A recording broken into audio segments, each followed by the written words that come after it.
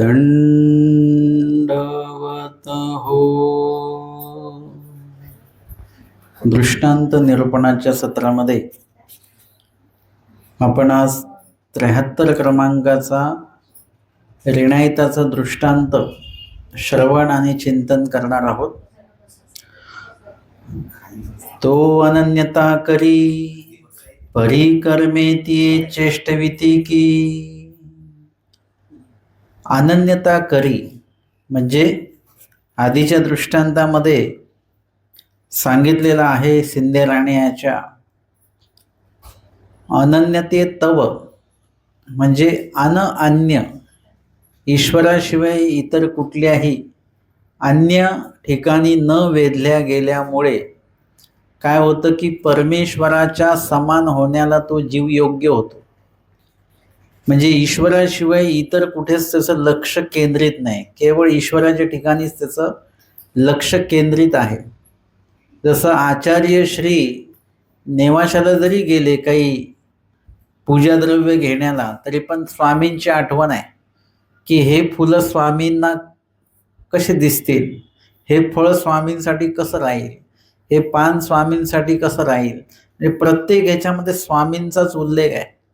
बीडला जेव्हा आले स्वामी कुठे आहेत माहिती नाही, परंतु तिथे बर्वे पाने पोफळे बघितली आणि ते म्हणतात की बघा कशी चांगली बर्वे पाने पोफळे आहेत, पण गोसाविया जोगी म्हणजे स्वामींना उपयोगी पडतील. म्हणजे तिथे पण स्वामींचाच विचार आहे. आपल्याला जर का एखादी चांगली वस्तू भेटली तर आपण कोणाचा विचार करतो, देवाचा की स्वतःचा? आपण स्वतःचा विचार करतो. हा दागिना मला कसा दिसेल, हा कपडा मला कसा दिसेल, सगळं आपण आपल्याबद्दल विचार करतो. पण परमेश्वराबद्दल विचार करता आला पाहिजे की हे देवाला देता आलं पाहिजे आपल्याला. जसं येथीचा जो साधक आहे तो भिक्षा मागत असताना जर का चांगला पदार्थ आला तर तो असं नाही विचार करत की बाबा बरं झालं आज चांगला पदार्थ खायला मिळेल. तर हा विचार करतो की हा पदार्थ कदाचित कोणी साधक ईश्वर साधक भेटले तर त्यांच्या उपयोगी मला देता येईल. बरं झालं चांगला पदार्थ आला की त्यांच्या उपयोगी मला तो नेता येईल, देता येईल. म्हणजे सतत ईश्वर साधकाचा, ईश्वर साधनाचा आणि ईश्वर साध्याचाच विचार साधकाचा असतो. आणि मग तो ईश्वराच्या अनन्यतेतव म्हणजे अन्य भक्ती केल्यामुळे काय होतं की तो परमेश्वराला प्राप्त होतो. आता याच्या व्यतिरिक्त मिश्र भक्ती करणारे पण आहेत, है ना. सगळंच मानायचं ते नाही चालणार. म्हणजे तुम्हाला दही पण खायचंय, दूधही खायचं त्याच टायमाला, सगळं एकत्र खायचं, तर त्याच्याने काय होईल, त्याच्याने अपचन अजीर्ण वगैरे म्हणजे काहीच साध्य होणार नाही. जेवढं काही खाल्लं तेवढं सगळंच्या सगळं अन्न जे आहे ते खराब होऊन जाईल पोटामध्ये आणि त्याच्यामुळे पोट खराब होईल, त्याच्यामुळे तब्येत खराब होईल. म्हणजे काहीच साधल्या जाणार नाही. आणि म्हणून एकनिष्ठ भक्ती जर का करायचीच म्हटली तर मग ती परमेश्वराचीच केली पाहिजे. परमेश्वरा व्यतिरिक्त इकडे तिकडे आपण गेलं नाही पाहिजे. अशा प्रकारचं तत्वज्ञान परमेश्वराने सांगितलेलं आहे. कृष्ण महाराज म्हणतात की सर्व धर्मान परित्यज्य माम एकम म्हणजे मला एकट्याला शरण ये. म्हणजे परमेश्वराला आपल्याला शरण जायचं. आणि आमच्या स्वामींनी तर पंचकृष्ण सांगितलेले आहेत. कुठल्याही अवताराला जरी तुम्ही शरण गेलात तरी उद्धार हा होणारच आहे. आणि त्यातल्या त्यात आमच्यासाठी जे अवतार झालेले ते 5वे अवतार झालेले आहेत श्री चक्रधर स्वामी. आणि म्हणून त्यांनी जे आमच्यासाठी ज्ञान सांगितलं त्या ज्ञानाचं श्रवण चिंतन जर का केलं आणि मग त्याच ज्ञानाच्या अनुषंगाने आपण जर का चाललो तर काय होणार, तो अनन्यता करी म्हणजे एखादा जीव ही सगळी अनन्यता करेल. आपला नेहमीचा प्रश्न आहे त्याच्यामध्ये की परमेश्वराला तो जीव शरण जाईल, है ना. आपण उपदेश घेऊन किंवा दीक्षा घेऊन आपण ईश्वराला शरण जातोच. ईश्वराने म्हणितलेले सर्व कार्य आपण करतो. सगळं काय परिकर्मे ती चेष्टविती की. परंतु आपली पूर्वकर्म जे आहेत, पूर्वप्रसव आहेत, पूर्वदोष आहेत, अडथळे आहेत, अयोग्यता आहे, अनधिकार आहे, हे सगळे पुढे उभे ठाकतात, सगळ्या गोष्टी. म्हणजे ते म्हणाले आता उद्यापासून आम्ही रोज निरूपणाला येऊन, आजच पाहुणे आले त्यांच्याकडे, म्हणे बाबा आम्हाला निरूपणाला यायचं होतं पण आमच्याकडे असा अडथळा निर्माण झाला. किंवा त्यांना अचानक दवाखान्यातच भरती व्हावं लागलं. का झालं असं? निरूपण महत्वाचं आहे, परंतु त्याच्याही पेक्षा मोठा आपला अडथळा आहे. तो अडथळा उभा राहिला. आपल्याला हे लक्षात आलं पाहिजे की आपल्या विधीमध्ये अडथळे का निर्माण होतात. आपल्याला धर्मकार्यासाठी जायचं आहे, सेवादास्यासाठी जायचं आहे, नेमकं त्याच वेळेला आपल्या घरामध्ये अडथळा निर्माण का होतो, आपल्याला जाता का येत नाही, हे असं का होतं. एरवी कधी कधी काही लोक रात्रभर जागे राहतील, परंतु नेमकं स्मरणाच्याच वेळेला झोप लागते की नाही, 3लाच गाढ झोप लागते की डोळेच उघडत नाही अजिबात, असं होऊन जातं. म्हणजे तो पण एक अडथळाच आहे. सेवादास्य करायचं आहे पण तब्येतच खराब होऊन गेली. एवढी तयारी होती सेवादास्य करायची, तब्येत खराब झाली, आवडी असून सेवा घडली नाही. कारण की कर्मेती चेष्टविती की म्हणजे मागील जे कर्म आहेत, जी जोड जोडलेली आहे, ते सगळे उभे ठाकणार आहेत. आणि म्हणून एक लक्षात घ्या की तुम्ही प्रवासाला निघालात की तुम्ही शिदोरी का घेता सोबत? का घेता? कारण की भूक लागणार आहे. म्हणजे तुमचा जो प्रवास आहे ना तो थांबला जाईल. म्हणजे भूक ही काय आहे? अडथळा आहे. म्हणून तुम्ही काय करता? घरून निघताना शिदोरी घेऊन घेता. मग तहान पण लागणार आहे म्हणून काय घेता? पाणी घेऊन घेता. म्हणजे पुढे जो अडथळा निर्माण होणार त्याचा उपाय तुम्ही आत्ताच करून घेतलेला आहे. प्रवासामध्ये कपडे लागणार आहे, ते कपडे आधीच तुम्ही भरून घेतलेले आहेत. अशा कितीतरी गोष्टी आहेत ज्या प्रवासात पुढे आपल्याला अडथळा निर्माण होऊ नये, होणार आहेच, तर होऊ नये म्हणून त्या त्या वस्तू बरोबर. तुम्ही म्हटले आता थंडी आहे, थंडीचं काय आहे? अडथळा, स्वेटर घेतलं. तशा प्रकारे आपले सगळे जे कर्म आहेत, आपली अयोग्यता आहे, अनधिकार आहेत, हे सगळे तुम्हाला धर्मकार्यामध्येच उभे ठाकणार. एरवी तुम्ही घरी बसलेले आहात ना, टीव्ही बघत, तर तुमचं डोकं दुखणार नाही. परंतु ज्या वेळेला लीळाचरित्र काढणार आहे त्यावेळेला आपलं डोकं दुखायला लागणार आहे. तो काय आहे? आपला पूर्व सृष्टीतील, पूर्वजन्मातील आपला अनधिकार तो उभा ठाकला. त्याच वेळेला काहीतरी अडथळा उभा ठाकला. म्हणजे एक जण तर म्हणाले की आम्ही तयारी करून निघालो निरोपणाला आणि दारात पाहुणे. आता आली, आजकालचे पाहुणे कसे असतात, ते बिचारे फोन करून येतात आहे ना, पूर्व सूचना वगैरे देऊन येतात. पण ते पाहुणे अचानकच ते म्हणे आम्ही इकडेच आलो होतो, मग आलो तुमच्याकडे, न कळवताच ते आले आहे. ते म्हणाले बाबा आम्हाला निरूपणालाच येता येणार नाही. पण ते व्यक्ती जाणकार होते. ते म्हणाले बाबा असं का झालं, आम्हाला निरूपण ऐकायची आवड आहे, आम्ही किती तयारीमध्ये होतो, सगळं असताना असं का झालं. त्यांनी प्रश्न केला. असे प्रश्न आपल्याला पडले पाहिजेत, तर मग आपल्याला हे कळतं की हा अडथळा आहे आणि त्या प्रश्नाच्या उत्तरातनं तो अडथळा कसा नासायचा हे आपल्याला कळत असतं. आणि म्हणून असे अनेक अडथळे निर्माण होतात, अनेक अनधिकार तयार होतात की जेणेकरून एक जण डोमेग्रामला गेले आणि त्यांना ताप आला. ते म्हणाले बाबा असं का झालं. तुम्ही म्हणजे हा सन्निधानातला भोग असतो. मार्गात गेल्यानंतरच तब्येत बिघडते, एरवी चांगली असते. हा सन्निधानाचा भोग आहे, तो अनधिकार तिथे उभा ठाकतो. तो काय करायचा आपल्याला? तो परमेश्वराकडेच तो नाचल्या जाणार, सन्निधानामध्येच तो नाचल्या जाणार. आणि म्हणून तो नाचता आला पाहिजे. आणि पुढा अनधिकार उभा ठाकू नये म्हणून काय करायचं? देवाला प्रार्थना, स्मरण, सकाळचं जे स्मरण आहे त्या स्मरणातनं तुम्हाला याच प्रार्थना करायच्या आहेत. त्या सकाळच्या स्मरणामध्ये गाडी बंगला वगैरे काही मागायचं नसतो. त्या स्मरणामध्ये तुम्हाला हेच काही देवाला प्रार्थना करायची आहे की आमच्या काय अयोग्यता, उपदेशा धर्मातले असतील, वासनिक धर्मातले असतील, अनुसरण धर्मातले असतील, तर ते अडथळे आम्हाला नाचता आले पाहिजे. ते तुमच्याशिवाय ते नाचल्या जाणार नाहीत. म्हणून आजच तो विधी करून घ्या आणि तो विधी करून ते अडथळा येण्याचा जो काही भाग आहे तो आजच तुम्ही नासून टाका. अशा प्रकारे काहीतरी आपण केलं पाहिजे. जसं ते असतं ना, पुढे अमक्या तापाची साथ आली आहे तर त्याची लस घेतली जाते, म्हणजे त्याचा बाधा आपल्याला झाला नाही पाहिजे. तशा प्रकारे परमेश्वराकडनं ती व्यवस्था आपल्याला करून घेता आली पाहिजे. तुम्ही जर का एखादी सेवा करायला जाताय आणि त्यातलं जर का अडथळा तुम्ही जोडलेला असेल तर त्या सेवेमध्ये अडथळा उभा टाकेल, त्या सेवेपर्यंत तुम्ही पोहोचू शकणार नाही. किंवा एखाद्या कार्याविषयी म्हणजे ज्ञान श्रवणाविषयी किंवा शास्त्र चिंतनाचा अनधिकार तुम्ही जोडलेला असाल तर ते शास्त्र चिंतनच होणार नाही, पाठांतरच होणार नाही, असं होऊ शकतं. परंतु आपल्याला काय करायचं आहे, ते जे काही प्रयत्न आहेत ते प्रयत्न सोडायचे नाही, प्रयत्न सुरूच ठेवायचे. एक दिवशी तो अडथळा नासणार म्हणजे नासणार. अडथळा जर का जोडलाय तर अडथळा हा नासू पण शकतो. जोडला कोणी? आपण. नासणार पण कोण? आपणच.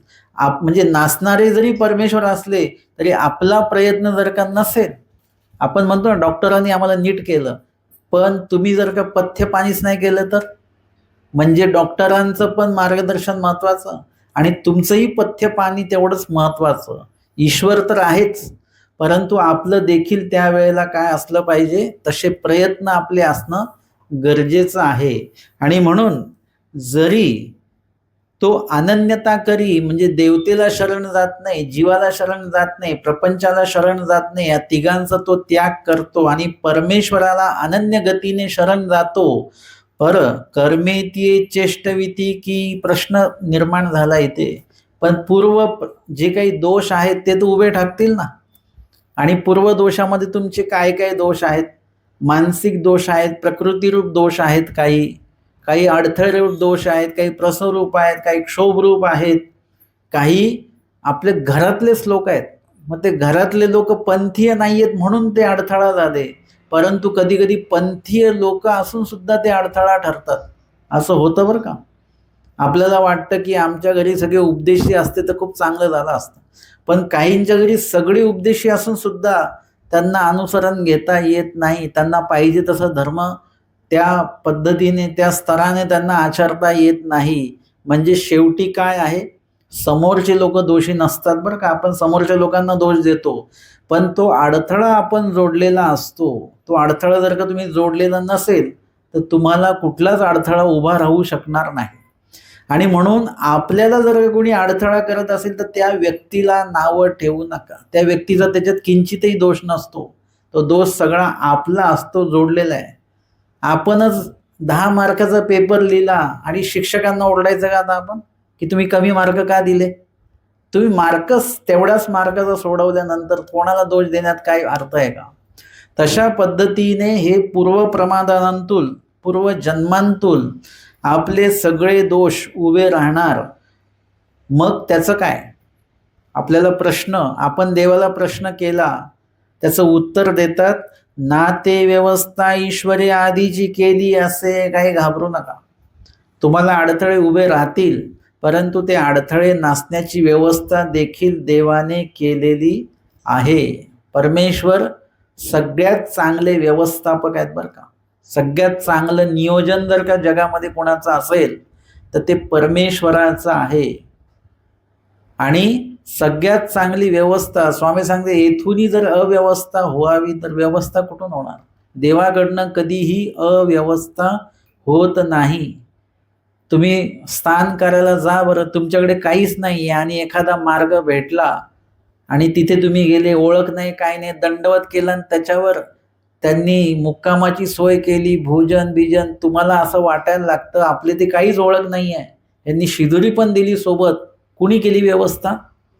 देवाने त्यांना ते सुचवलं तुमच्याबद्दल आणि ती आपण म्हणतो देवाने व्यवस्था केली बरं का. देवाने सगळी व्यवस्था केली. म्हणजे परमेश्वर उत्तम व्यवस्थापक आहेत आणि त्याच्यामुळे त्यांना हे सगळं माहिती आहे.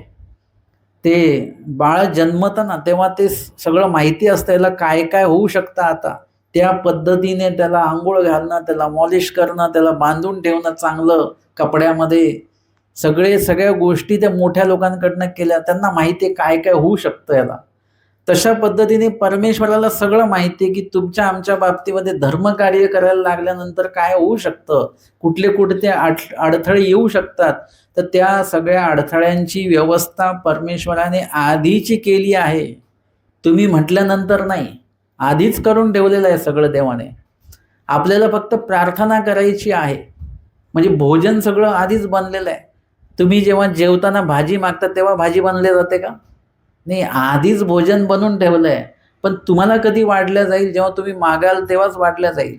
तसं तुम्ही जेव्हा प्रयत्न कराल, तुम्ही अनुसरणासाठी, सेवादासाठी प्रयत्न कराल, अडथळा नसण्यासाठी देवाला प्रार्थना कराल, तेव्हाच देव तुमची विनंती ऐकून तुम्हाला सहाय्य करतील. कदाचित आपल्या विनंती करण्यामागे जसं तुम्ही एखाद्याला आवाज दिला, त्याला ऐकू नाही आलं, मग तुम्ही काय करता? काय करता? अजून मोठ्याने. ऐकू नाही आलं तरी काय करता? अजून मोठ्याने. तसं देव आपली हाक ऐकत नाही म्हणजे काय झालं? आपला विनंती तिथपर्यंत पोचून नाही राहिली. म्हणजे काय करावं लागेल तुम्हाला? अजून जास्त विनंती, अजून जास्त विनंती. इतके खडतर कर्म असतात, अयोग्यता असते की देवाला सुद्धा काही करता येत नाही. इतके कठीण कर्म आपण जोडून ठेवलेले आहेत. मग त्यावेळेला जास्तीत जास्त प्रार्थना जेवढी कराल तेवढं लवकर परमेश्वर आपला कर्मनाश करू शकतात. अन्यथा ते होणार नाही. पण ती व्यवस्था सगळी देवाने केली आहे. पण तुमचा सुद्धा कड त्याच्यामध्ये असणं गरजेचं आहे. सगळं एकटे देव करणार नाहीत. आमच्या स्वामींनी तर एक वचन सांगितलं की देवे करावे ते केले, करून ठेवलं सगळं, आणि जीवे करावे ते ठेवले. म्हणजे आपला कड अजून देखील बाकी आहे. तो कड आपला जोपर्यंत पूर्ण होत नाही तोपर्यंत आपला उद्धाराचा मार्ग मोकळा होणार नाही. आणि म्हणून इथे दृष्टांत घेतात, जैसा ऋणाईताचा. ऋणाईत म्हणजे ज्याने ऋण घेतलेलं आहे, कर्ज घेतलेलं आहे सगळ्यांकडनं, कर्ज बाजारी ज्याला म्हटलं जातं, अशा व्यक्तीचा दृष्टांत स्वामींनी सांगितलेला आहे सारंग पंडितांना. पैठणीतली लीळा आहे, उत्तरार्ध 372 क्रमांकाची. देत श्री करावलंबनी सारंग पंडिता अनुसरण उद्धरण कथन. म्हणजे स्वामींनी देत म्हणजे दिल्यानंतर श्रीकर, सारंग पंडिता अनुसरण म्हणजे त्या श्रीकराला त्यांनी स्पर्श करण्याचा प्रयत्न केला आणि स्वामींनी त्यावर त्यांना अनुसरण उद्धरण हे कथन केलंय, सांगितलेलं आहे. गोसावी नगरामध्ये बीजे केले होते. आमचे स्वामी नगरामध्ये पैठणमध्ये गेलेले आहेत. मागुते ढोरेश्वरा बीजे करीताती. पैठणमध्ये ढोरेश्वर जे ठिकाण आहे तिथलीही लीळा आहे. आणि ढोरेश्वरी स्वामी परत बीजे करतात. सरीसे सारंग पंडित असती. सोबत स्वामींच्या सारंग पंडित आहेत. आणि गोसावी ओतू पातले, एक ओढा आहे पाण्याचा, त्याच्यातनं पाणी वाहत आहे आणि त्या ओढ्यापर्यंत स्वामी पोहोचलेले आहेत. तव भरला असे, तो पाण्याने भरलेला आहे. गोसावी अवलीळा पैलाडी बीजे केले. स्वामी अवलीड म्हणजे पलीकडे गेले, म्हणजे तो तेवढा छोटा आहे की त्याच्यावरनं या काठावरून त्या काठाला उडी मारता येईल. नदीच्या बाबतीत असं होऊ शकतं का? नाही. पण ओढा असेल, छोटा ओढा असेल, मोठा ओढा असेल, त्याच्यामध्ये छोटा ओढा असेल तर पटकन तिकडे उडी मारता येते. स्वामी अवलीळ म्हणजे सहजपणे स्वामींनी उडी मारली, पलीकडे गेले स्वामी. आणि सारंग पंडिता न येवे. आता सारंग पंडित हे कोण आहेत? हे थोडेसे स्थूळ वगैरे असतील म्हणा आणि अंगाचं सहजत्व त्यांच्याकडे नसेल. स्वामी तर पलीकडे गेले पण ह्यांना मात्र काही पलीकडे जाता येईना. ते बघतायत, उडी मारण्याचा प्रयत्न करतायत, अंदाज घेतायत, पण त्यांच्या लक्षात येते की आपण उडी मारली तर काय होईल? आपण पाण्यात पडू, काठाला जाणार नाही. लक्षात येतं ना असं? आपल्याला बरोबर क्षमता आपल्याला कळत असते. आणि त्यांची क्षमता त्यांच्या लक्षात आली की आपण पलीकडे नाही जाऊ शकत, आपण पाण्यातच पडणार आहोत. आणि मग सारंग पंडिता न येवे, मग म्हणितले जीजी मज नाही येवे. ते म्हणाले, देवा मला काही येता येणार नाही बरं का. गोसावी श्री करू दीधला. आमच्या स्वामींनी व्यवस्था आहे, आमच्या देवाकडे सगळी व्यवस्था आहे. फक्त तुम्ही कारण नाही सांगितले पाहिजे. काय होतं की आम्ही उपाय सांगितले की तुम्ही कारण सांगता, है ना. आम्ही म्हटलं किंवा सकाळी 3ला उठा, ते म्हणे बाबा 3ला जाग नाहीत. 4ला उठा, नाही 4ला पण नाही जाग येत. 5ला उठा, नाही 5ला उठलं तर ते डबे बनवायचे असतात. म्हणजे आता मग मग देव कसा होईल बाबा आम्हाला? आता कसा होईल? हे देव येण्याच्याच होण्याच्याच वेळा आपल्या सगळ्या अडथळ्याच्या आहेत. जर का तुम्हाला उपाय सांगितला तर त्याला अजिबात कुठलंच कारण द्यायचं नाही. उपाय म्हणजे उपाय करायचाच. डॉक्टरांनी औषध दिलं की तुम्ही त्याला वेगळं कारण सांगता की मी नाही घेणार. तुम्हाला ते घ्यावंच लागतं. म्हणजे त्यावेळेला तोच उपाय असतो, वेगळा उपाय नसतो. तशा पद्धतीने आपल्याला जे काही सांगितलं गेलेलं आहे ते आपल्याला करता आलं पाहिजे. आपल्याला जरी लक्षात आलं की देव होणार नाही आपल्याला, परंतु आपण प्रयत्न सोडायचा नाही. कारण हे सगळेच प्रयत्न जे आहेत, थोडे थोडे थोडे थोडे, हे सगळे प्रयत्न आपल्याला देव मिळवण्याला उपयोगी ठरणार आहेत. या जन्मात जरी देव नाही भेटले, पण देव मिळवण्याचे सगळे उपाय या जन्मात आपल्याला करायचे आहे. त्यावर पुढच्या जन्माची व्यवस्था परमेश्वर करणार आहेत. त्याच्याशिवाय आपली व्यवस्था देव करणार नाही. आपण या जन्मात जर का सोडून दिलं तर मग पुढच्या जन्मामध्ये हा सुद्धा योग येणार नाही. आणि म्हणून जर का हा प्रयत्न आपण सुरू ठेवला देव प्राप्त करण्याचा, तर काय सांगता येतं? तिथे सांगितलं की बाबा ते अशाच प्रकारे आपल्याला परमेश्वर होऊ पण शकतात. काही सांगता येत नाही कोणाचा अधिकार कसा आहे. आणि म्हणून इथे भट्टोबासांना पूर्व अवस्थेमध्ये जर का बघितलं तर कसे होते ते आणि कुठल्या टोकाला गेले, ते परमेश्वराच्या प्राप्तीपर्यंत जाऊन पोहोचले. इतका बदल एखाद्या व्यक्तीमध्ये होऊ शकतो. आणि म्हणून इथे स्वामींनी जे सांगितलेलं आहे ते आपल्याला करता आलं पाहिजे. ती व्यवस्था सगळी आहे, त्या व्यवस्थेचा उपयोग घेता आला पाहिजे. म्हणून स्वामींनी काय केलं? श्रीकर पुढे केला. आपला श्रीकर पुढे केला. तो श्रीकर त्या ओढ्याच्या मधपर्यंतच आलेला आहे, मध्यभागी आलेला आहे. आणि तिकडून सारंग पंडितांनी काय केलेलं आहे की सारंग पंडितांनी पण आपला हात पुढे केलेला आहे. आणि पुढे केल्यानंतर स्वामींच्या श्रीकरीची नखे तयाच्या हाती काही लागली काही न लगतीची. बोट नाही बरं का, नखच. स्वामींच्या श्रीकरीची नखे त्यांना लागली नाही लागली, फक्त स्पर्श झाला. आणि काय झालं? आणि गोसावी श्रीकरू आसुडीला. स्वामींनी श्रीकर असा करून घेतला, आखडला. आणि काय झालं की गरकरी ऐली थडी आले. सारंग पंडित पलीकडे होते, ते अलीकडे आले. स्वामींनी त्यांचा हात पकडला नाही किंवा त्यांनी स्वामींचा श्रीकर पकडला नाही, काहीच झालं नाही. फक्त स्वामींच्या श्रीकराचा स्पर्श झालेला आहे आणि त्या स्पर्शामुळे ते अलीकडे आले. परमेश्वराचा स्पर्श अशा पद्धतीचा आहे. मग तो श्रीकराचा स्पर्श आहे अशातला भाग नाही. आत्ता स्वामी आहेत का इथे प्रत्यक्ष? आता त्यांच्या श्रीकराचा स्पर्श नाही, श्रीचरणाचा स्पर्श नाही, परंतु त्यांच्या वचनाचा स्पर्श मात्र आपल्याला आहे. त्यांच्या लीळेचा आपल्याला स्पर्श आहे.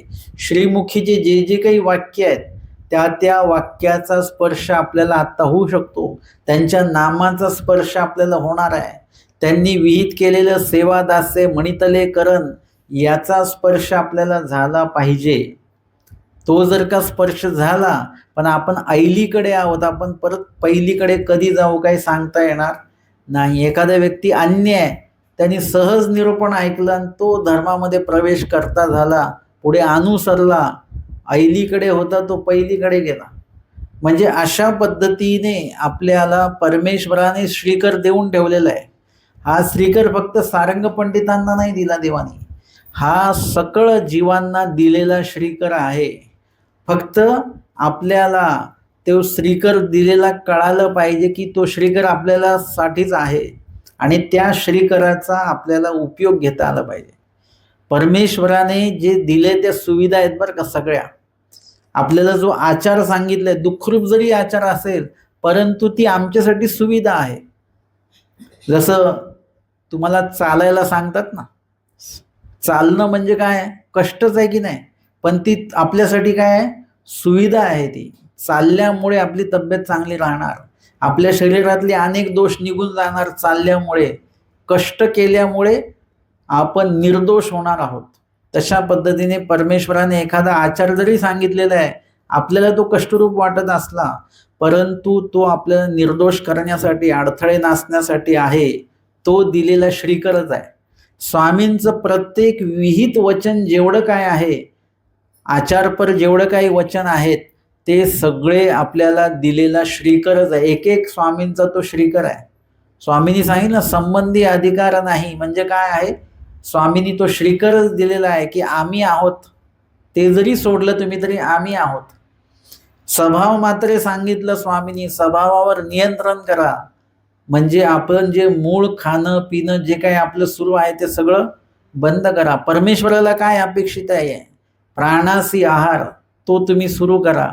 आपल्याला वाटतं मला जमेल का, परंतु ते जमेल. 3-3 4-4 वेळा भोजन करणारे, परंतु ते आचार करायला जर का लागले तर एकच वेळ भोजन करतात. एकाच वेळा भोजनावर त्यांचं सगळं परमेश्वर चरितत्व करतात. जे कुठल्याही प्रकारे त्यांना त्रास उपद्रव परमेश्वर होऊ देत नाही, कारण की तो श्रीकर देवाने दिलेला आहे. एकी दिन मिळे दोन्ही दिन मिळे, काही काळजी करू नका, परमेश्वराने सहाय्य आपल्याला परमेश्वर करतात. आणि मग काय झालेलं आहे की श्रीकर ऐसा आसुडीला आणि ते गरकरी ऐली थडी आले आणि विस्मयो झाला, म्हणजे आश्चर्य झालं सारंग पंडितांना की मी पलीकडे होतो आणि अलीकडे कसं काय आलो बरं. हे काळजी गोसावी यांची श्रीकरीची नखे माझा हाती काही लागली काही न लगतीची आणि आपसयाची ऐलाडी आला, म्हणजे देवाच्या श्रीकराची नख मला काही लागली किंवा नाही लागली, फक्त असा पुसट स्पर्श झाला, फक्त जाणवलं. आणि काही लगती काही न लगतीची आणि आपसयाची ऐलाडी आला, म्हणजे आपोआप कसं काय मी इकडे आलो. स्वामींनी असं हात धरून त्यांचं जर का असं ओढलं असतं वगैरे तर ठीक आहे. स्वामी म्हणतात पांड्या येत अनुसराल तरी ऐसेची काडी जाल गा, म्हणजे हे काय नवल आहे तुम्हाला. म्हणजे पलीकडच्या काठावरून अलीकडच्या काठाला येणं हे काही नवल नाही, परंतु जर का तुम्ही अनुसराल तर ऐसेची काडी जाल गा, म्हणजे असंच आम्ही तुम्हाला, तुम्ही जीव देवता प्रपंचात नरकात पलीकडच्या काठाला आहात आणि परमेश्वराचा काठ हा अलीकडचा काठ आहे किंवा पलीकडचा काठ आहे. आपण अलीकडच्या काठात आपण आहोत. आता आपण बोलतोय म्हणजे आपण अलीकडच्या काठाला आहोत आणि परमेश्वर पलीकडच्या काठाला आहेत. परमेश्वराचा काठ पलीकडे आहे, म्हणजे आपल्याला आता ह्या सगळ्यांना सोडून नरकाला दुःखाला सगळ्याला सोडून पलीकडे जायचं आहे. कारण की प्रपंच कसा आहे, सुखरूप आहे की नाही. कसा आहे प्रपंच, सुखरूप की दुखरूप. तुम्ही करत आहात म्हणून तुम्हाला विचारतो आम्ही, सुख आहे का, नाही, सुखरूप नाही. पण नित्य आहे का तो, नाही, अनित्य पण आहे तो. दुःखरूप आहे, अनित्य आहे आणि वरून पापमूळ पण आहे. ठीक आहे, तो दुःखरूप असलं तरी काही हरकत नाही किंवा तो अनित्य असलं तरी हरकत नाही. हे वस्तू संपली तर दुसरी वस्तू आणता येते, पण हे सगळं करताना तो प्रपंच परत पापमूळ पण आहे, म्हणजे सगळं पापाला निमित्त आहे. जे प्रपंचात राहत असताना सतसंभवी पापच पाप घडत राहतं. जर का ईश्वर धर्म जर का नसेल, ईश्वराचं स्मरण नसेल तर 100% 24 तास पापाशिवाय दुसरं काहीच नाही. कर्म निष्पत्ती कर्म निष्पत्ती कर्म निष्पत्ती, बस, ह्याच्या पलीकडे काहीच नाही. असं हे लक्षात आलं पाहिजे. आलं लक्षात तुमच्या, पापमूळ दुःखरूप सगळं लक्षात आलं का. मग आता 8 तारखेला अनुसरण घेऊन घ्या सगळे तुम्ही लोक, प्रपंच सोडून द्या. परंतु तो काही सोडता येत नाही प्रपंच. पण जे स्वामी सांगतात की तुम्ही ज्या दुःखरूपामध्ये पापमुळामध्ये अनित्यतेमध्ये आहात, किती दुःखरूप आहे प्रपंच. दुःखरूप कशामुळे, तर तो अनित्य आहे म्हणून. अनित्यत्वामुळे दुःख आहे, काहीच नित्य नाही आहे. तुम्ही कोणाचं किती जरी केलं, जसं मी सांगतो सृष्टीमध्ये कवणे करणे, कवण म्हणजे जीव देवता आणि प्रपंच तिन्ही घ्या तिथे. कवणे करणे मुंची जेना, म्हणजे त्यांचं किती जरी तुम्ही काही केलं तर तुमची दुःखापासनं मुक्तता होत नसते. देवतेचं किती भजन पूजन केलं, एक विशिष्ट वर्ष फळ देते देवता, वेदामध्ये पण सांगितलेलं आहे. त्याच्यानंतर परत मृत्यू लोकातच यायचं आहे, कायमस्वरूपी मोक्ष नाही. किंवा मग प्रपंच असेल, प्रपंच किती मोठा उभा करा तुम्ही, मोठं घर बांधा, काही करा, किती संपत्ती जमा करा, किती जमीन घ्या, तुम्ही दुःखमुक्त होता का? दुःखमुक्त होत नसतो आपण. कोणीतरी मोठं घर बांधलं, आम्ही त्यांना म्हटलं आता छान झालं बरं, तुमचं घर मोठं झालं. ते म्हणे बाबा पण आता इतकी झाड लोट एवढी करावी लागते, आधी बरं होतं छोटंसं घर होतं, पटकन झाडून पुसून व्हायचं. आता हे 2-3 माळे झाडून पुसून घ्यावे लागतात आणि कोणी नोकर ठेवला तर मग ते भरपूर पैसे घेतो तो. अहो म्हटलं आता मोठं घर झाल्यानंतर पण तुम्ही दुःखीच आहात. म्हणजे एवढी संपत्ती वाढली तरी पण दुःख हे मात्र काही जीवाचं जात नाही. आणि एखाद्या जीवाचं तुम्ही किती काही करा, किती पण त्यांच्यासाठी काही करा, ते एखाद्या दिवशी तरी तुम्हाला ते वाक्य कानावर पडतंच की तुम्ही आमच्यासाठी काय केलं. आणि जर का तुम्ही सांगितलं आम्ही हे हे केलं, तर ते म्हणतात मग काय उपकार केले का? म्हणजे दोन्ही वाक्य तुमच्यासाठी दुःखवालेच आहेत, एकही सुखवालं वाक्य नाही आहे. प्रपंच म्हणजे काय आहे की तुम्ही फक्त ॲडजस्टमेंट करताय, बस, बाकी काहीच नाही. ज्याला ॲडजस्टमेंट जमली तो प्रपंच टिकला, आणि ज्याला ॲडजस्टमेंट नाही जमली त्याला मग दुःखच दुःख. एरवी दुःख आहेच, पण मानलेपणाच्या सुखावर तुम्ही सगळेजण प्रपंचामध्ये आहात. वांचून ते मानलेपणाचं सुख ज्या दिवशी संपेल त्या दिवशी दुःखच दुःख तुम्हाला जाणवेल. आणि म्हणून हे पलीकडचं टोक आहे किंवा अलीकडचं टोक आहे. आपण बोलतोय म्हणून परमेश्वरासाठी पलीकडचं टोक आहे, ते आपल्याला अलीकडच्या टोकाला घ्यायला बघतात. आणि आत्ता आपण कुठे आहोत? आपण अलीकडच्या टोकाला आहोत. आपल्याला पलीकडच्या टोकाला जायचं आहे, परंतु आपला प्रवास खूप अवघड आहे. तिथे जाण्याची मुळामध्ये इच्छाशक्तीच नाही आहे आपली. तिथे जाण्यासाठी कितीतरी म्हणजे ईश्वराकडे जायचं आहे ही इच्छाशक्ती पहिली असली पाहिजे. आणि मग तिथे जाण्याची जी काही साधनं आहेत त्या साधनाचा नंतर मग उपयोग घेण्याची इच्छाशक्ती असली पाहिजे. म्हणजे स्मरणाच्या माध्यमातून तिथे पोहोचता येतं. स्मरण करण्याची इच्छाशक्ती पाहिजे, शास्त्रचिंतनाची इच्छाशक्ती पाहिजे, सेवादास्याची इच्छाशक्ती पाहिजे. देवाने जे जे म्हणितलेलं आहे ते करण्याची इच्छाशक्ती आपल्यामध्ये असली तरच ईश्वरापर्यंत आपण पोहोचू शकतो. पण अलीकडचा काठ असा आहे की इथे गोंधळ भरपूर आहे ना. पलीकडच्या काठावरून जर का कोण काय बोलतोय आणि जर का आपल्या बाजूला सगळेजण गडबड बडबड करतायत, तर तुम्हाला पलीकडचा माणूस काय बोलतो हे कळेल का? नाही कळणार. तशा प्रकारे इथे इतकी धावपळ आणि इतका गोंधळ आहे प्रपंचामध्ये की परमेश्वर नेमकं काय सांगतात हे आपल्या लक्षात येऊन नाही राहिलं. ते आपल्याला बोलवतायत हे लक्षात येऊन नाही राहिलं. त्यांनी सांगितलेलं पाठांतर केलं, परंतु ते आचरणामध्ये आणण्याचं लक्षातच येऊन नाही राहिलं आहे ना. ते असं होतं की डॉक्टरांनी सांगितलं जेवल्यानंतर गोळ्या घ्यायच्या, पण ते राहून गेल्या, विसरून गेलो आपण. म्हणजे प्रपंचातला धावपळ एवढी आहे की आपल्या औषधं सुद्धा घ्यायची आपण विसरून जातो. काही चांगले कार्य करायचे राहून जातात, विसरून जातात. आपण विसरतोय सगळ्या गोष्टी. प्रपंचात राहून प्रपंचातल्या गोष्टी विसरतोय, तर प्रपंचात राहून देवाला आठवण्याचा विधी तर भरपूरच लांब राहिला. आणि म्हणून आपल्याला पलीकडच्या काठाला जायची इच्छा आधी निर्माण झाली पाहिजे. सारंगपट्टितांना पलीकडच्या काठाला जायची इच्छा निर्माण झाली होती, म्हणून स्वामींनी श्रीकर दिला, नसती झाली तर नसता दिला. तशा प्रकारे तुम्ही ज्या वेळेला पलीकडच्या काठाला जाण्याची इच्छाशक्ती तयार होईल तुमची परमेश्वरापर्यंत जाण्याची, त्यावेळेला तुम्हाला तो श्रीकर दिसेल. दिसेल म्हणजे जाणवेल, अनुभवायला यायला लागेल, साह्य साह्य दिसायला लागेल तुम्हाला. आणि सगळ्या प्रतिकूल बाजू तुमच्या बाजूला होऊन अनुकूल गोष्टी तुमच्या बाबतीमध्ये घडायला लागतील. म्हणजे समजायचं की ईश्वर आपल्याविषयी अनुकूलत्वे आपल्याकडे अवलोकन करत आहेत आणि आपला एक एक मार्ग मोकळा होतो आहे. परंतु धर्मकार्यात जेवढे काही अडथळे निर्माण होतात ते तुम्हीच जोडलेले आहेत आणि ते तुम्हालाच नासायचे आहेत. ईश्वराच्या कडे प्रार्थना करून, सेवादास्य करून, तळमळ दुःख करून ते तुम्हीच नासू शकता. आणि म्हणून तो श्रीकर स्वामींनी त्यांना दिला आणि म्हणतात की येत अनुसराल तरी पांड्या, येत अनुसराल तरी ऐसाची काढी जाल. म्हणजे असंच तुम्हाला आम्ही अलगद तिकडून काढून, असं लोण्यातनं केस काढतात की नाही अलगद एकदम, तशा प्रकारे आम्ही तुम्हाला तिकडून इकडे घेऊ आमच्याकडे. परंतु काय करावं लागेल?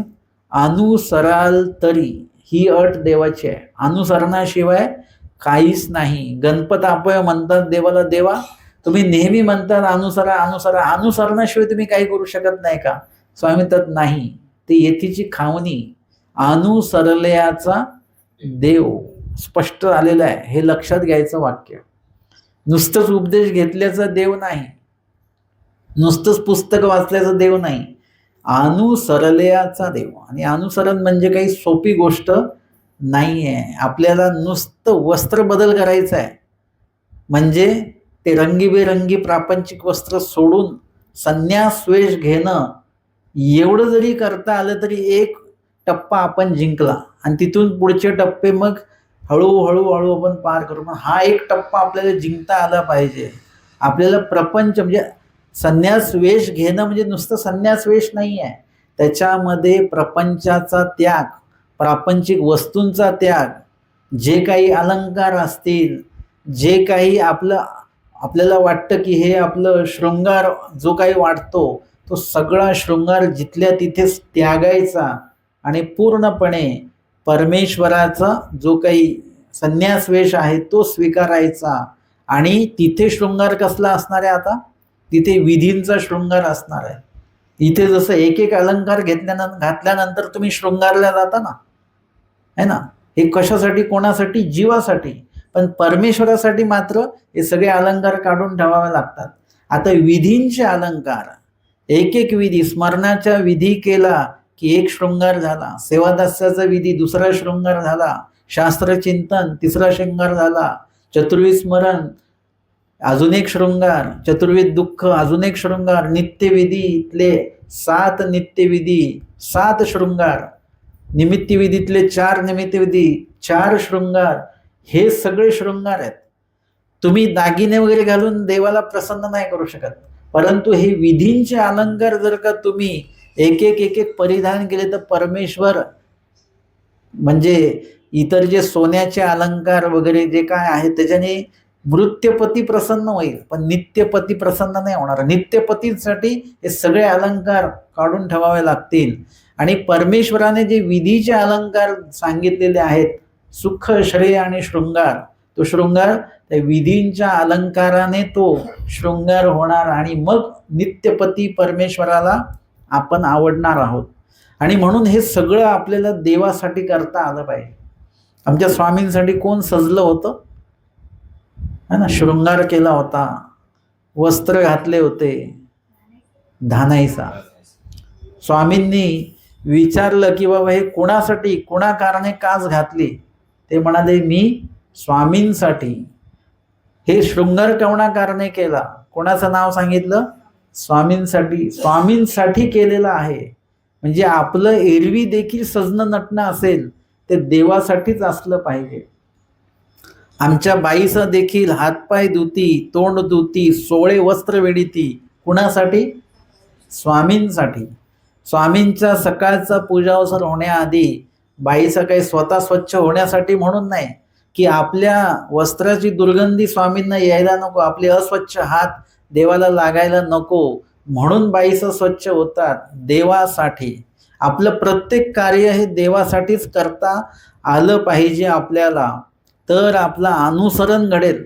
आणि अनुसरणानंतर तर ईश्वराच्याच आधीन जीणं मरणं आपल्या असल्यामुळे सर्व कार्य ईश्वरासाठीच म्हणून ते करायचे आहेत. आणि यावर स्वामींनी वानरीचा दृष्टांत सांगितलेला आहे की वानरी जी आहे ती वानरीच्या पोटाला पिल्लू असतं, त्या पिल्लाने धरलेलं आहे त्या वानरीला. आणि ते वानरी काय करते? ऐली खांदीवरून पहिली खांदी, पहिली खांदीवरून ऐली खांदी, असं ते या फांदीवरून त्या फांदीवर, त्या फांदीवर या फांदीवर असं ती उड्या मारत असते. आणि जो खालून बघणारा आहे त्याला काय वाटतं की आता हे पिलू तरी पडेल, नाही तर ती वानरी तरी पडेल. परंतु दोघंही पडत नाही, पिलूही पडत नाही आणि वानरी नाही पडत. वानरी नाही पडणार, ती सक्षम आहे, पण तो पिल्लू तर छोटा आहे ना, तो तर पडला पाहिजे, पण तो देखील पडत नाही. कारण की का? कारण की त्या ठिकाणी स्वामींनी सांगितलेलं आहे की तया पिल्याची धरती परी ते तेची जाणे, आणि जेने न सुटे ते सूत्र ते वानरीची जाणे. म्हणजे माझा हात सुटला नाही पाहिजे. मग ते आईला कसं धरायचं आहे हे त्या पिलाला बरोबर माहिती आहे. आणि पिलाला कसं धरू द्यायचं आहे त्यासाठी अंगसैल सोडावं लागेल त्या वानरीला. ते किती अंगसैल सोडायचं ते वानरीला माहिती आहे. दोघांनाही बरोबर ते माहिती आहे. दोघांमध्ये संवाद आहे, आईमध्ये आणि त्या मुलामध्ये, त्या पिलामध्ये आणि त्या वानरीमध्ये हा मुक संवाद आहे बरोबर. आणि त्याच्यामुळे दोघांनाही धरू द्यायचं कसं आहे आणि धरायचं कसं आहे दोघांनाही माहिती असल्यामुळे ते पिलू खाली पडत नाही, ती वानरी देखील खाली त्याला पडू देत नाही. तशा पद्धतीने म्हणजे ते जेने न सुटे ते सूत्र वानरीची जाणे, तैसे अनुसरती परी जीवे जाणावी, नरक चुकविती परी परमेश्वर जाणती. तुम्ही अनुसरण्याची जी परी आहे ती पण देवाने सांगून ठेवली आहे. तुम्हाला त्याचा काही शोध घ्यायचा नाही कुठे. अनुसरण्याची परी देवाने सांगून ठेवलेली आहे. आपल्याला काय करायचं, फक्त ते अनुसरण पदामध्ये बसायचं आहे. आणि हे पण लक्षात घ्या की आचरण देखील आपल्याला करावं लागत नाही. तुम्ही आचरणाच्या एका टप्प्यामध्ये तुम्ही बसलात की पुढचं आचरण आपोआपच होत राहतं. मार्गात जर का राहिलो ना आपण, आपोआपच ती सकाळची जाग येणार म्हणजे येणार, सकाळचं स्मरण घडणार म्हणजे घडणार, सकाळचा घोक सुरू झालं की तिथे जाऊन बसणारच. तो एक रकानाच असा असतो की फक्त मार्गात जायचं आहे, तिथं गेलं की ते गोष्टी आपोआप सुरू होतात. तेवढ्यात उदक आलं की ते मार्गाचं भिक्षांनाचं उदक घेतलं की सगळेजण विजनाला जातात. मग आपण बसून राहू का असंच? सगळेजण पोथी घेऊन चालले, आपणही लाजे काजेस्तव का होईना आपणही पोथी घेऊन जाणारच. ती पोथी झाली नाही की मग म्हणजे ते भोग मनन पाठांतर झालं की परत दुपारचं पिडाहारण असणार, भोजन असणार, तेही भिक्षांनाच आहे. ते ग्रहण केल्यानंतर परत दुपारची पोथी म्हणजे परत आपल्याला जावंच लागणार पोथीला. इच्छा नसेल तरी जावं लागेल.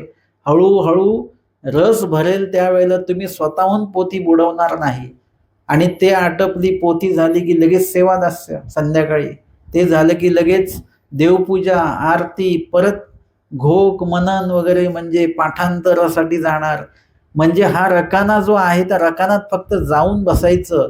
बाकीचे विधी आपली इच्छा नसली तरी ते करावेच लागतात. करता करता करता आपण त्याच्यामध्ये एवढे रममान होऊन जातो की नंतर तो विधी आपण सोडत नाही. आहे की अनुसरती परी जीवे जाणावी, जीवाने अनुसरण्याची पद्धत काय आहे तीच फक्त जाणून घ्या. नरक चुकविती परी म्हणजे तुम्हाला होणारे दुःख वगैरे सगळं परमेश्वर चुकवणार आहेत. आणि एरवी पण अनुसरल्यानंतर काही सुख दुःख आले जरी तर प्रपंचात काही कमी दुःख भोगलेत का आपण, कमी संकट बघितलेत का? ते त्याच्यासमोर तर हे काहीच नाही. प्रपंचात तर आपली मदत करायला कोण नव्हतं, पण इथे मात्र परमेश्वर आपली मदत करण्यासाठी सदैव त्या ठिकाणी सहाय्य करण्यासाठी आहेत. म्हणून नरक चुकविती परी परमेश्वर बरोबर जाणतात. त्यावेळेला आपण मात्र कुठल्या प्रकारची काळजी करायची नाही. आपण फक्त काय करायचं आहे की इत्यंभूत प्रकारे देवानी सांगितलं तो आचार आपल्याला करायचा. आता देवानी सांगितलं ते 100% आपल्याकडनं आचार होणार नाही, हे पण लक्षात घ्या. त्याच्यासाठी पण घाबरायचं नाही की मार्गात गेले की कसं होईल, काही घाबरायचं नाही. तुमच्याकडनं 100% आचार होणार नाही, तुमच्याकडनं 10% आचार होईल, पण प्रयत्न मात्र किती टक्के पाहिजे? आचार 10% जरी झाला तरी प्रयत्न मात्र 100% असला पाहिजे. काही भाग तळमळीने तो हे करायचा असतो, तळमळ असली पाहिजे, दुःख असलं पाहिजे, की अप्राप्ती असली पाहिजे. हे सगळं जर का असेल तर परमेश्वर तुमचं 10% आचरण देखील स्वीकारामध्ये घेतात आणि तुमची तळमळ, दुःख वगैरे याचं तुम्हाला पुढे अत्यंत त्याच्यामध्ये लाभ होत असतो. आणि मग इथे वानरीचा दृष्टांत आमच्या स्वामींनी सांगितला आणि तिथे सारंग पंडितांना स्वामींनी अनेक वेळा असं म्हटलं, पिंपळेश्वरा पातले ते गोसाव्यांचे आसन झाले. सारंग पंडित स्वामींना विचारता, जीजी गोसावी अनुसरा ऐसे म्हणतात, ते तरी अनुसरणे काय होईजी? अनुसरणाने नेमकं होतं काय? कशासाठी घ्यायचं अनुसरण? तेव्हा स्वामींनी त्यांना पुढे उद्धरणाची काही वचनं निरूपण केलेली आहे की अनुसरण घडल्याने काय काय होतं, किती लाभ होतो, त्या ठिकाणी स्वामींनी त्यांना निरूपण केलेलं आहे. आणि त्याच वेळेला सारंग पंडितांना हा रेणायताचा दृष्टांत देखील सांगितले. कर्माची व्यवस्था कशी परमेश्वर करतात हे सांगत असताना रेणायताचा दृष्टांत सांगितला की कवणी एकू देशाचा रेणायतू असे. देशाचा म्हणजे ते पूर्ण विभागात त्यांनी कर्ज घेऊन ठेवलेलं आहे. तया ते एकू धरी तया ते काही देऊनी सोडवी. त्याला कोणी भेटलं ज्याच्याकडनं त्यांनी कर्ज घेतलंय की माझं कर्ज तू कधी देणार, तर तो म्हणतो बाबा आता हे घे, आणि तो त्याच्यापासून मुक्त होतो किंवा ठीक आहे हे घेऊन घे तुझं कर्ज फिटलं. त्याला देऊन इकडे वळत नाही तर आणि कुधरी दुसरा भेटतो, तिसरा भेटून त्याला जेवढे लोक भेटतात रस्त्याने त्या सगळ्यांकडनं त्यांनी ते द्रव्य घेतलेलंच असतं आणि तो प्रत्येकाला काही ना काही देऊन त्याच्यातनं मुक्त होण्याचा प्रयत्न करत असतो. आईसा उबगला, पण किती लोकांना आणि काय द्यायला, घरातल्या वस्तू संपल्या, सगळं संपलं, आता त्याच्याकडे काहीच द्यायला शिल्लक नाही. पण त्यावेळेला तो उबगला, त्रस्त झाला आणि सदर्था रायासी शरण रिगे. सदर्थ जो राजा आहे त्याच्याकडे तो जातो आणि तो तयाच्या ऋणाची व्यवस्था करी. तो त्याच्या राजाच्या समोर जाऊन सगळं दुःख सांगतो स्वतःच की असं असं आहे, परंतु याचं पण म्हणणं आहे की मला ते कर्ज फेडायचं, मला बुडवायचं नाही आहे, फेडायचं, पण माझ्याकडे फेडण्यासाठीच काही नाही. मग राजा काय करतो, तयाच्या ऋणाची व्यवस्था करी, त्याच्या कर्जाची व्यवस्थापना तो राजा करतो. तो राजा त्या सगळ्यांना बोलवतो ज्यांच्याकडनं त्यांनी कर्ज घेतलेलं आहे आणि सांगतो हा आहे खंगला म्हणून अर्ध सोडवी. हा आहे म्हणजे हा काय झालेला आहे, कर्जामुळे हा खंगलेला आहे, हा पूर्णपणे शून्य झालेला आहे. म्हणून काय करा, अर्ध कर्जाचं माफ करा, तुम्हाला अर्धच मिळेल, व्याज मिळणार नाही, व्याज विसरून जा, बाकी तुमची मुद्दल मिळेल. आणि त्याच्यामध्ये सुद्धा तयाच्या अर्ध ऋणाची व्यवस्था आपणच करी, म्हणजे निम्म्या ऋणाची व्यवस्था तो स्वतः करतो की तुझं निम्म कर्ज मी फेडेन आणि बाकीची निम्म जे आहे ते तू फेडायचं. ही व्यवस्था त्या राजाने केली. का बरं करतो असं राजा, का तो नित्यमंत म्हणून, म्हणजे नीतिमंत तो राजा आहे, चांगला आहे राजा, नीतिमंत आहे म्हणून तो याचंही नुकसान होऊ देत नाही आणि समोरच्यांचंही नुकसान होऊ देत नाही. हा एक खंगला म्हणून लक्षाचे कवड्या बुजावी. लक्षाचे कवड्या, ₹1,00,000 कर्ज असेल तर ते एक कवडं दिलं की ₹1,00,000 फिटले असं समजून चला. जसं ते म्हणतात ना, भाल्याचा घाव काट्यावर, म्हणजे भाला लागणार असेल तर काटा लागेल. उंबरी गौराई से, त्या निघाल्या आटनादिक्रमे आणि पुढच्या गावाला जायचं. पुढच्या गावाला धाड आलेली होती, आक्रमण, तिथे लढाई सुरू होती, घातपात हिंसा सुरू होती. आता ह्या तिथे जाणार म्हणजे काय झालं की ह्यांच्या पायामध्ये रुतला काटा आणि काटा हे झाल्यामुळे त्या जागेवरच बसून राहिल्या. आता पुढे जाता येईना, मागे जाता येईना. तेवढ्यामध्ये घोडेस्वार आला. ते म्हणतात आई कुठे चालली, म्हणजे पुढच्या गावाला चालली, म्हणजे त्या गावाला जाऊ नका, त्या गावावर शत्रूचं आक्रमण झालेलं आहे, तिथे हिंसाचार सुरू आहे. मग आता मागच्या गावालाही जाता येत नाही, पायामध्ये काटा लागला. ते म्हणे बसा घोड्यावर.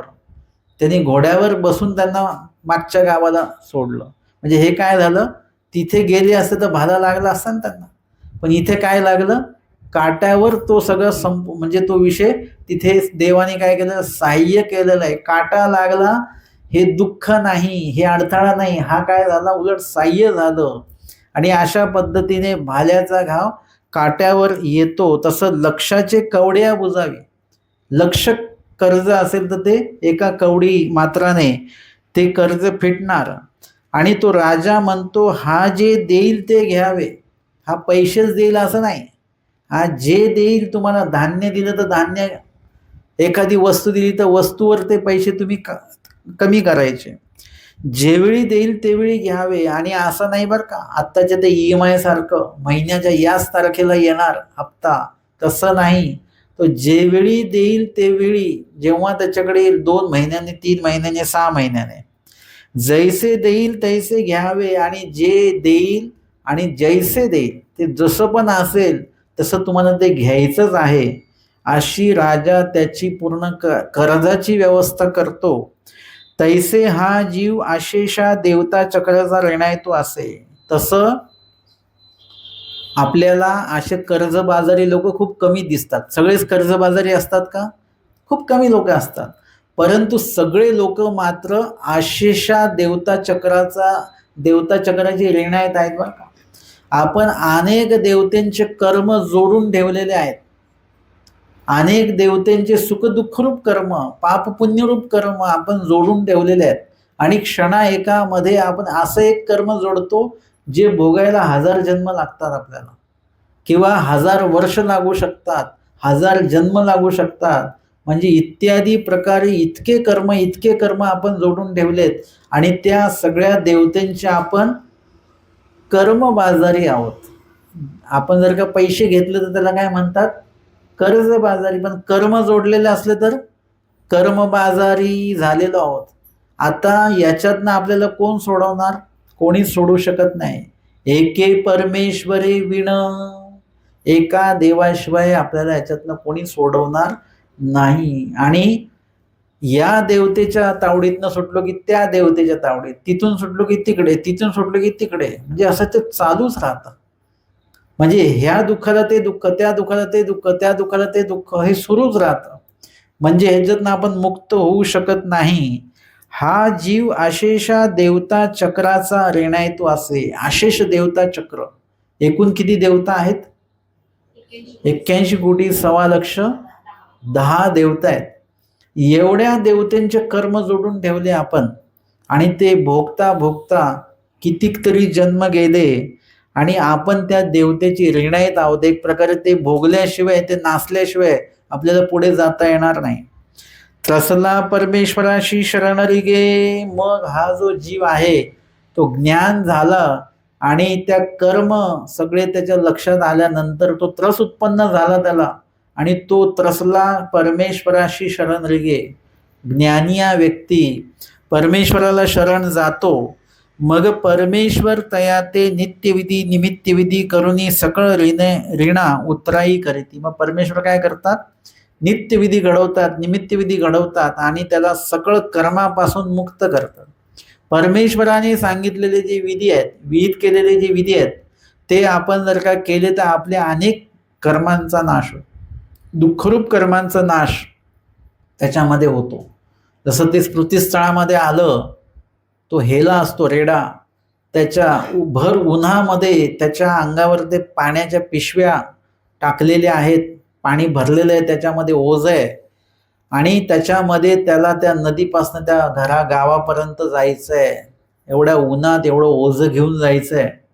तेव्हा महादाईसा त्याच्याकडे बघून म्हणतात की एक लोटा जर का पाणी साधूला दिला असतं तर तुझा हा हेल्याचा जन्म नासून गेला असता. म्हणजे एका सेवेमध्ये परमेश्वराच्या प्रवृत्तीने किती कर्म नासतील हे आपल्याला सांगता येत नाही. परमेश्वर कुठल्या तरी एखाद्या सेवेच्या माध्यमातनं कुठलं कर्म आणि किती कर्म नासतील हे सांगता येत नाही. आणि म्हणून सेवेच्या माध्यमातनं देखील कर्माचा नाश त्याच्यामध्ये सांगितलेला आहे.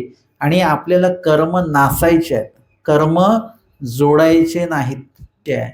आणि म्हणून कर्म न जोडता कणव जोडायची असल्यामुळे आपल्याला अधिकाधिक ईश्वराची जी सेवा आहे ती करता आली पाहिजे. म्हणून नित्य निमित्त विधीच्या माध्यमातनं, स्मरणाच्या माध्यमातनं, ईश्वराने जेवढे काही विधी विहित केलेले आहेत त्या माध्यमातनं आपल्याला काय करायचं आहे? आपल्या कर्मांची जी व्यवस्था परमेश्वर करणार आहेत.